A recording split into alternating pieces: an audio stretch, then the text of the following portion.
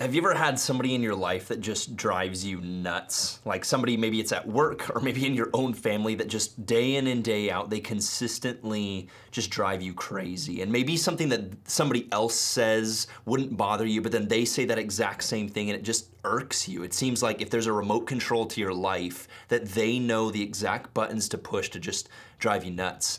And when it comes to this challenge to love, it can be the hardest thing ever to love the people that drive us crazy. And how do we love in the way that the Bible calls us to love those that are really difficult to love? And one of my favorite things about Jesus is that he surrounded himself with people that were difficult to love. And even on his own crew and his own squad and the disciples, you had these people that were difficult to love, or they were difficult to love one another, right? I think of Simon the Zealot and Matthew the tax collector, right? That you had this guy who was a zealot who fundamentally, his life mission was this extreme anti-Rome, political, just extremist. And he lived his life with this passionate goal to say, we are against Rome. We're these extreme Jews that are gonna go, hey, we live to be anti-Rome. And then you have Matthew, a tax collector, who's literally benefiting from Rome against his own people, going, I live to line my pockets. And these two people had to figure out how do we love one another as Jesus' 12 disciples. But it really, to me, one of the most shocking moments is in a very familiar story. Chris Brown covered it recently on Good Friday, but it's in John chapter 13, where Jesus unfolds this scene of washing his disciples' feet and taking the role of a servant, really to define this word love. Later on in John chapter 13, he's gonna say, a new command I give you, that you love one another just as I have loved you. It wasn't a new command. It was a command that all of his disciples are familiar with, and yet the newness is found in Jesus' example. That he's just washed their feet, he's just wrapped a towel around his waist, he's just demonstrated to them, this is what love looks like.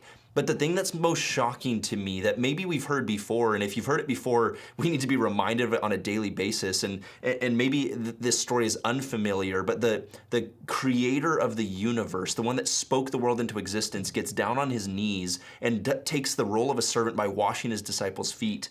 But it says this in verse 12.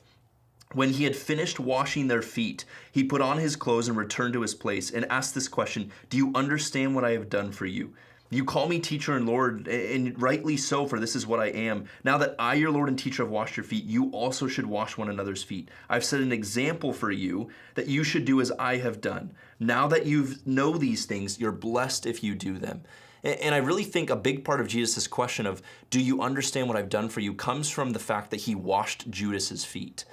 And this blows my mind. In the very next section, he's going to talk about being betrayed by Judas, and Peter and John are going to have this funny conversation about who is it that is going to betray Jesus. But really, Jesus knew in this moment that Judas was going to betray him, and he still chose to serve him.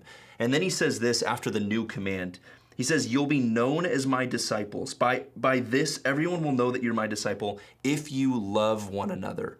And I think back to the seven deadly sins. In the original kind of language, when these seven deadly sins started coming around the original church, the word for laziness or sloth was the word acedia. And in its truest form, acedia is being unwilling to do the hard work that love requires. And I think Jesus models right here, this is the hard work that love requires. It's easy to love those that are lovable. It's easy to love those that love us. And yet, how do we love the people that are annoying? How do we love the people that are hard to love?